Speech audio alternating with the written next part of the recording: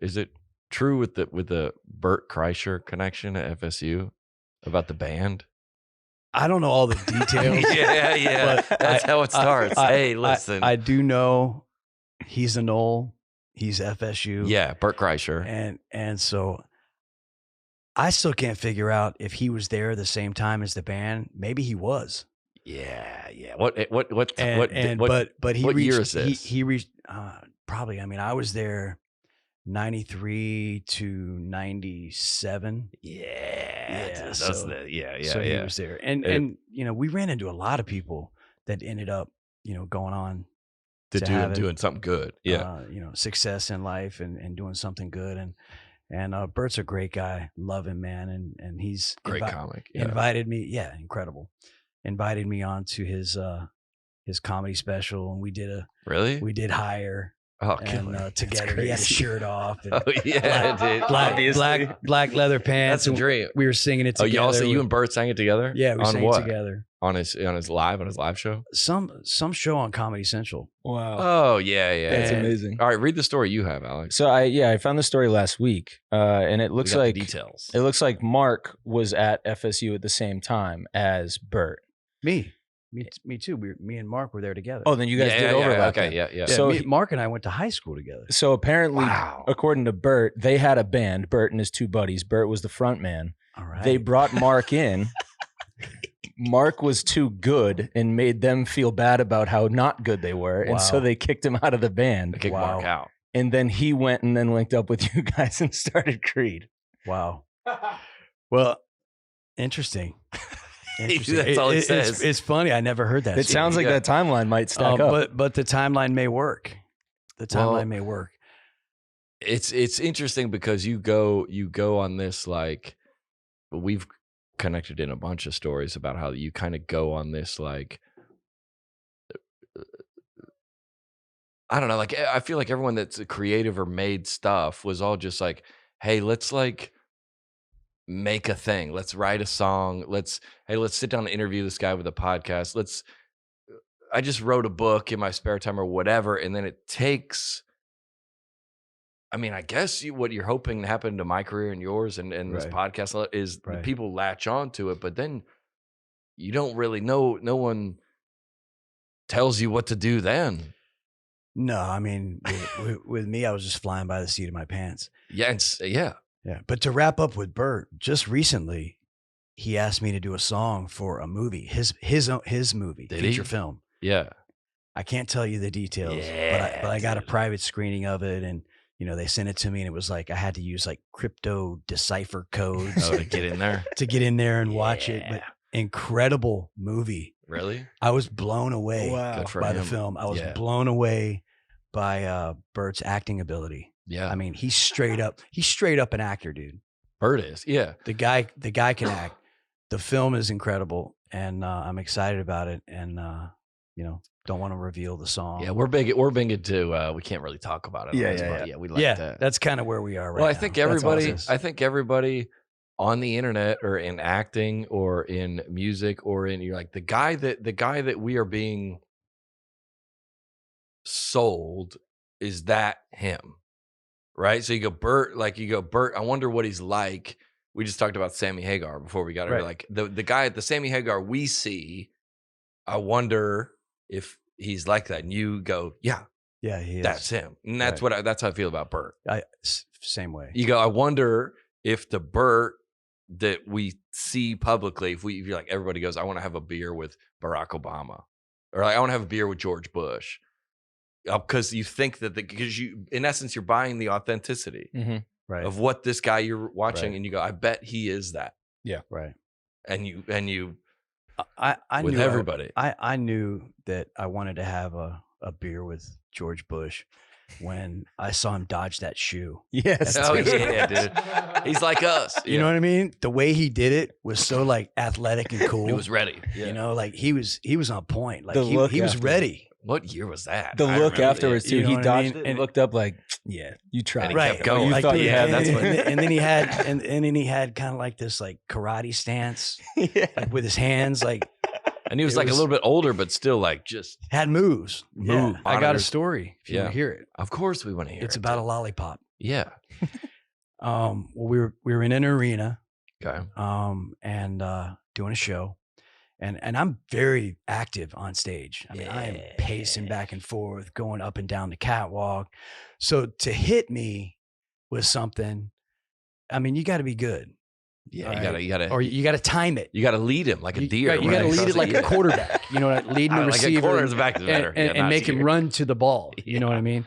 So the story goes is my drummer Scott Phillips Yeah. sees something coming from the upper deck of the arena, Yeah. and he's like watching it, and he's watching me, and I'm back and forth and back and forth, and I'm coming back this way. And he said it was like slow motion. All of a sudden he sees this thing spinning, and I'm walking this way. And he's like, oh my God, it's going to hit him. And exactly at the right time, from the upper deck of the arena, a lollipop hits me in the temple. And I literally like kind of go and see like stars a little bit, but it was a good shot. I wonder if that person, if that person is like, dude, I think I hit. You just throw it. He's like, no, I think I hit him. What a weird thing to throw. Absolutely. You're going to get away with that. Well, we went to the Preds game and somebody threw you throw that catfish. Right. When somebody scores, you got to have that thing in your pant leg or something. How do they do that? Well, when everyone's going nuts, you have to be like, yeah, you can't wait 5 seconds. It's got to be. How do you get that past security? Yeah. I mean, it's metal detector. Yeah, true. So if you were in sweatpants, I mean, this thing was big. But I mean, they wand you down. Like it wouldn't detect it, but also they would definitely see that. And you know what I mean? Like, I don't know. But yeah, but just one oversized thigh. Like how if everyone's cheering for 10, 15 seconds and then you pull it out and throw it, it's gonna, because it has to be landing on the ice when everybody's going nuts. Right. It scores, everybody goes, you have to be sitting. I think, would you go head up on your thigh or tail up? It had to be tail up. The head's got to be at your feet. I would think. Right? No, because wouldn't you hold it by the mouth? Wouldn't you lip it like that? Yeah, or by the gills? Yeah. Well, you could. I mean, and it also depends slimy. on that area of your body. Yeah. What you're working with down there. This is the type of stuff we get into on this show. Yeah, man. well, the hard hitting logistics. I bet somebody's thrown one. Yeah, somebody's for sure. Yeah, write us that email. Yeah, man. I mean, looking back, because you were in college and you're like, this is just fun playing music, and then right, it blew up overnight. Really? Yeah. I mean, I think it happened so fast that when we got back from our first arena tour, I went back to the apartment with 3 roommates and the mattress that I was sleeping on. So I hadn't even had a chance to change my living arrangements yet. But we, the story goes, and it's the truth. I mean, we had 10,000 CDs printed up. We created our own label. Yeah. We went around and acted like, it was official. Yeah. And got them in record stores on consignment in the area. In what area? Greater Tallahassee. Tallahassee area. Georgia area. Yeah. Got on a couple radio stations, one in Thomasville, Georgia, and one in Tallahassee. Yeah. And maybe it was 5,000 CDs. I'm not sure. It was either 5 or 10. I can't remember at the time. Gosh. And then we sold them all out, like within the first 2 or 3 weeks of our song being on the radio. On how many stations? 3, 4? Just 2 in the local station. Yeah. Yeah. And that's when the labels started coming in.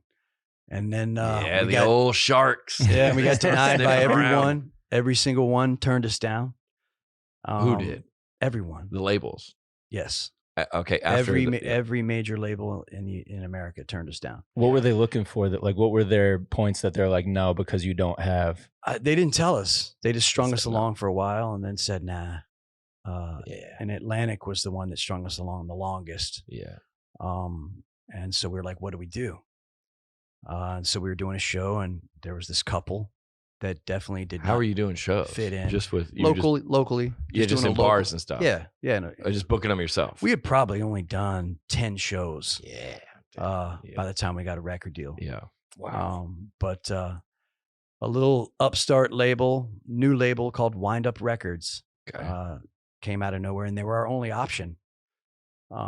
They gave you the paper. No one else had slid the paper over. Yeah. And so we signed with them, and the rest is history. And then they end up going on to sign Evanescence and Okay.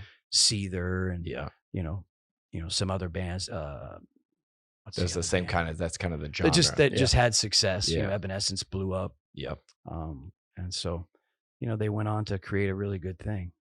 And what was the I'm curious to know this. What else is going to talk? I talked to Alex before you got in here. When did the association with the faith come about? I think that started about a year and a half after we were out, when the lyrics that were Like higher in or the like songs. I think it started coming with My Own Prison. About Christians do like to do that. They're like, hey, this sounds a little get in here. Yeah. Get in here. And that caught the band off guard. Yeah. Okay. Well, My Own Prison, because that's not what they had signed up for, and me neither. Yeah, that one. Yeah, yeah. I mean, I wasn't living that life. I wasn't, in any way, shape, or form did we form Creed to be a Christian rock band. I mean, even the name Creed it seems kind of.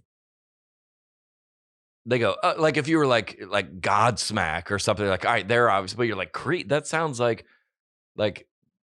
There's like Creed there, like the Apollo. There's all kind of Christian. Yeah, creeds. Now looking back, there were a lot of things. I mean, the Nicene Creed. There's a bunch of them, but or the Apostles' Creed. The Apostle. Yeah, what was that? The Apostles' Creed. The Nicene. And so they. But there were. I grew up in a very strict Christian home. All right, but you got that going. You know the terms then when they call. And as I would write and create, it would just come out of me.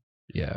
And and it was supposed to, man. It was my calling. I mean, I think knowing what I know now, God can use us despite ourselves. Yeah. And I think that I definitely had what the church calls a calling on my life, and I ran from it. Yeah. And ran as far away as I possibly could, which was secular rock and roll music. You're talking about before that you were like, before when you were in high school or whatever, God, junior high, you felt God was whatever they call it. They're setting you apart, or 100%. Okay. Wow. Yep. Yeah. All right. And you're saying that you were denying that. Okay. Yeah. And I ran from it. Rock and roll. I don't want to do that. Yeah. And so what did I go to? I went to what I was taught was the devil's music. Rock and roll. Yeah. And ended up writing music that took on a life of its own, and ended up connecting with people on a personal level, and I really don't feel like I can take a lot of credit for that. I was just inspired, and it came out, and then here we are. What about at the beginning? Did like, because I remember when I first came and told my parents that I was going to become a comedian. Like, obviously that's not a thing a parent wants to. When you said we're going to start a band, like that's not when you say I'm dating a guy that's in a band. I'm sure every parent goes, oh, like Right. When you said were you always playing music? I started singing in 3rd grade. Yeah, so that was always a part of you. You were always playing band. Yeah. So in high school, college, you were always doing band. No, stuff. I mean, I was singing. I was singing. I was singing, not in bands, but I was singing. Yeah. I was always had the lead in the school. Musicals. Love to sing in elementary school. Well, I got into it because I was in trouble so much in elementary school. Yeah. They literally had to move me into the principal's office. That was my classroom. Sounds like a story of every rock star. Yeah. Mm-hmm. Yeah. And so anyway, the music teacher came in and said, "What are you doing in here?" And I'm like, "This is where my classroom is. This is where I have to stay." Yeah, this is my own prison. Yeah, the story of my life, bro. Yeah. What's the song about? Well, elementary school. I was in 3rd grade. And she pulled me out and said, "Hey, I want you to try this." And so I started singing. She goes, "Oh, all right, you can do this." And you so, don't remember her name? I don't remember her name. But the first song that I sang was "Let It Be" by Beatles? By the Beatles, or it was either "Let It Be" or "Imagine," one of those 2 songs, and and the crowd response was incredible, yeah, dude, and you ain't telling me something I don't know about, it bro. was like 8 or 9, and Yeah. I was hooked right there. How has all of that noise from media and outside sources affected your creative process, or has it? I think it didn't affect my creative process in that it didn't take it away. Mhm. It may have made me create something out of anger or frustration. Like, for Yep. example, Bullets on the Creed Weathered album was a song written directly to the press and then directly to, you know, people that were starting to surround the band, and kind of separate us individually and Yep. talk trash about the other divisive people. It Yeah. happens in bands.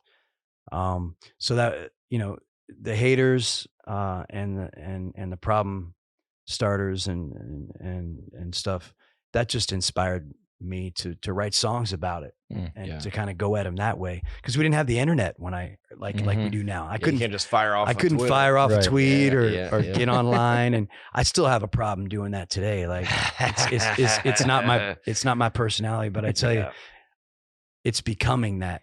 If Yeah. the situation becomes big enough, I'm not going to sit back anymore, and let people speculate Yeah. and let the media speculate Yeah. and let someone else's narrative or someone else's story get put out there without me rebutting or Having to telling say my something, side of the saying your own story. side of it. Because Yeah. I let that go on for like 15 years. Yeah.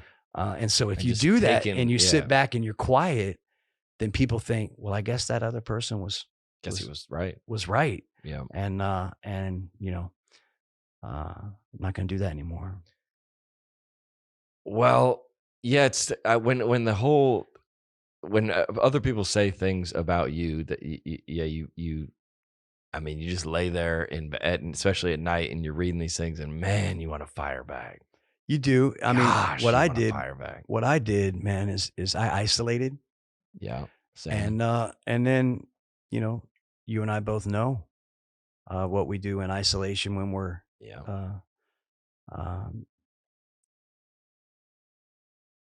drinking or Yeah. whatever, and I just, I just continued to take that and self-destruct, kept going down deeper and deeper. right. Yep.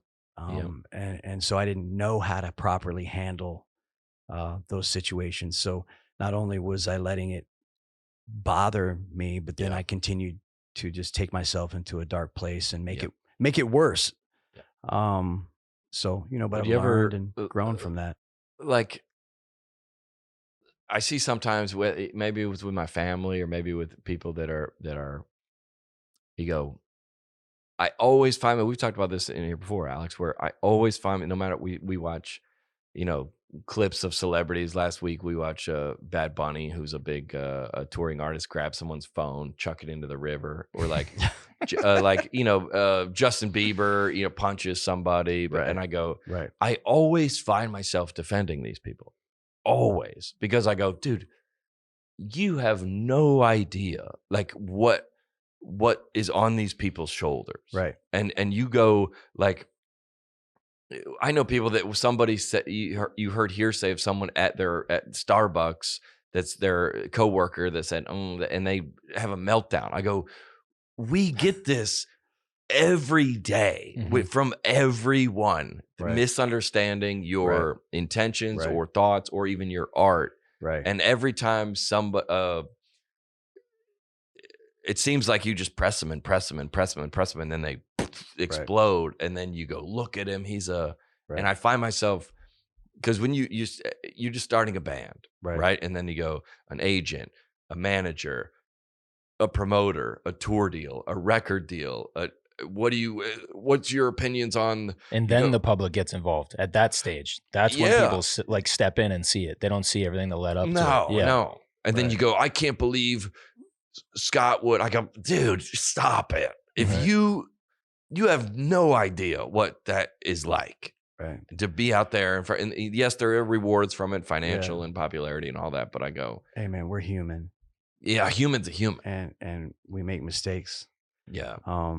And the good thing is we can recover from those mistakes. We can get stronger. Yeah. from those mistakes. You know, they say when you break a bone, right, Yeah. that when it heals, it's stronger where the break was, right? Yeah. Well, I think the same thing goes for us as human beings when we make mistakes in life, unless, you know, eventually if we don't learn from them, the pain and the Yep. consequences get so intense that you're forced to, Yeah. or, you know, you end up, you know, dead, in jail, Dead or in or some kind of something worse. institution. You know what I mean? And what Um, was the but for me, I've been fortunate that, you know, things have turned around. yeah, And same. you know, the narrative of everything that was uh, f- 10, 15, 20 years ago Yeah. is not the story now. Yeah. And so, you know, I'm enjoying this phase in my life and in my career. This is a bunch of people coming into a room saying, "Wait a minute, I don't have all this figured out. Yeah. I don't have it all And together. I need some help. But you know what? Yeah.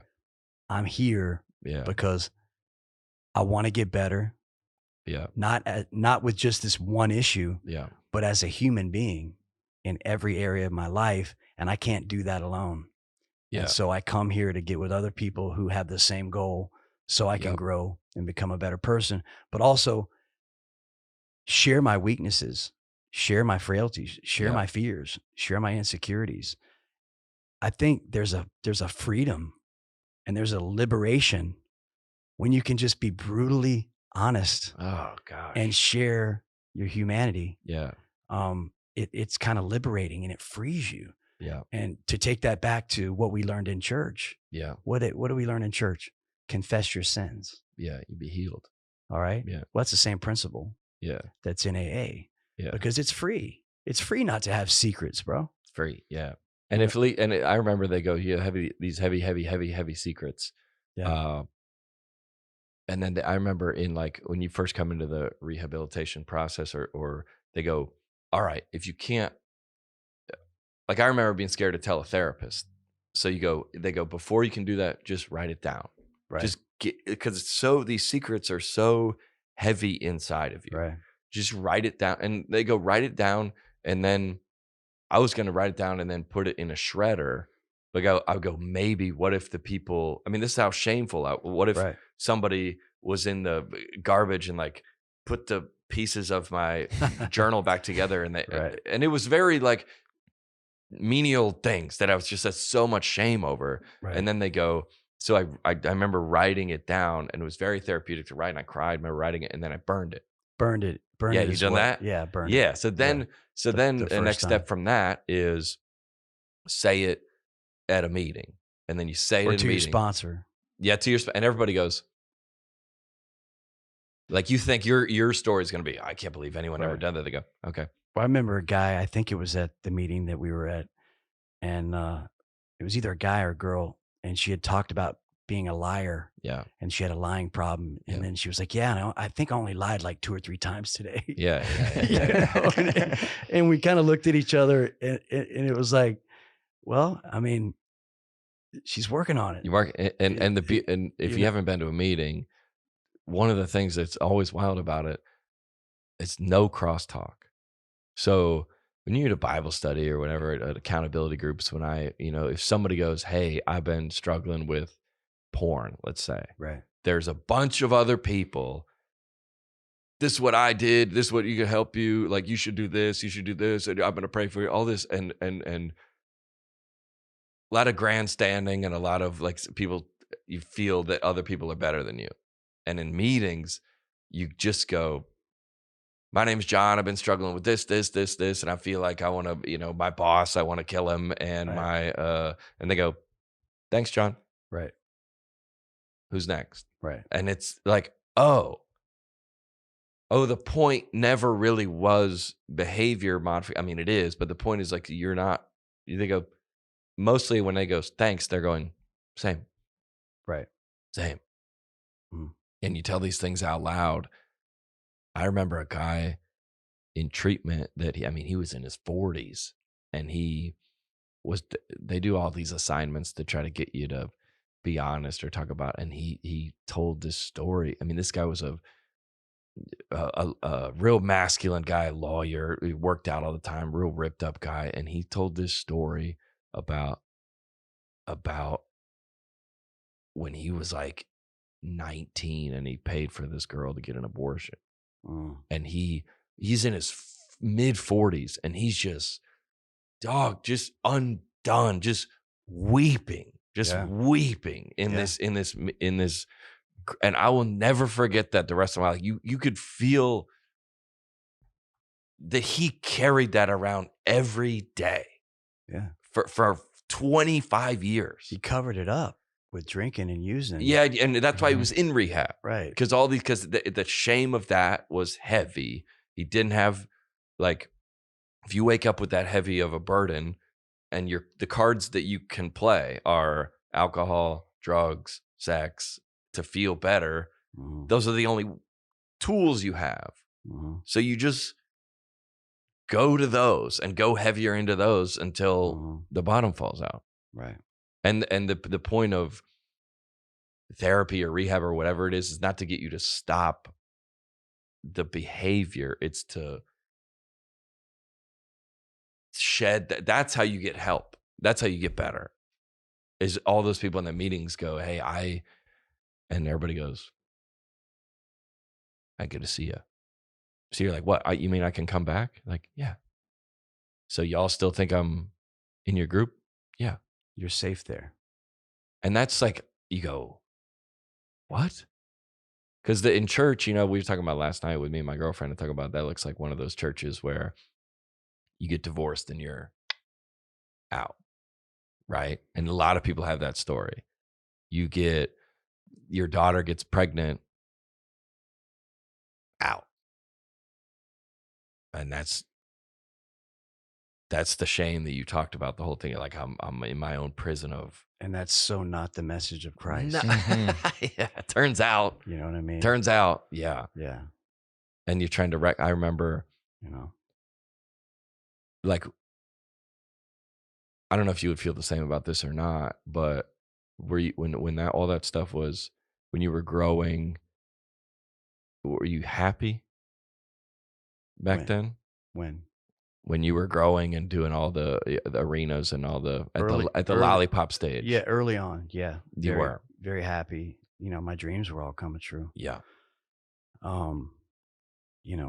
Things took a turn when I started having some just the pressure, and then also just knowing that everything depended on my ability to sing that night, and having some vocal issues, and and then learning, the show must go on. It's like an athlete, and so you start getting steroid shots, so you can sing even though your voice couldn't do it naturally. Yeah. Yeah. And where do those go? And then those things have side effects, and then you start taking this to deal with the side effects of that, and it's just a vicious circle. Yeah. And that's what kind of took me down, man. And I remember same type of feelings. You do one tour and you're like, you want to re-up for the next one, and the next one's that's why I said the train is just going. Yeah, the train didn't stop. Going. The train didn't stop, man. Yeah. I mean, we from like 1996 to 2002, it was nonstop, 3 records and constant touring, videos, TV. Yeah. This never a break. Yeah. And I was begging for a break. Yeah. I was begging for a break. I was like, guys, I just need a year. Just give me a year, man. I mean, Just come like on. We just put out 3 records and toured the world and toured America 100 times. I mean, we did it. Just give me a year. And you're saying that, I remember the similar. You're saying that to who? Not really anyone specifically, but you just to the team. Yeah. And and I was already I was already a wreck. Yeah. But I needed that year because I wanted to pull myself back together, get myself together. Yeah. But whatever damage was done was done. Well, it's funny because back then people didn't understand like they do now. Mental health and depression and addiction. Yeah. People weren't talking about it. Yeah. It was still misunderstood. Yeah. You were very judged. You were weird if you had to take an antidepressant or had a mental health right issue. alcoholism and addiction was taboo, and it was, and so it was a different time 22 years ago than To it go is to an AA meeting than it is now. today. Than it is Yeah, today. yeah. You know what I mean? So, Was there what are other? I think had, woulda, coulda, shoulda, had Yeah, of things course. been like they are today in terms of people's understanding and acceptance, I think, and had people thought about the bigger picture in terms of, man, this is a big machine. Right. We Yeah. probably should stop for a little bit and get everybody healthy again, Yeah. and then go on another It'll be run. here for us. Right. Yeah. But Did you think it was all going to go but away if you stopped? Like if you do spring, fall, I summer, if we missed one, we're I going to don't be. know. I didn't don't know? know. There was so many things, but Yeah. but it brought me to a whole new life, and to the place that I am today. And I don't think Yep. I'd be where I am today and have the blessings in my life that I have, Yeah. had that not happened. So, Yep. it, everything happens for a reason, I believe. And it's still happening for a reason. Yeah. I mean, yeah, sure, it was a little weird, but on the net, it was a positive. It was a positive. You cannot be serious. On the net, it's a positive.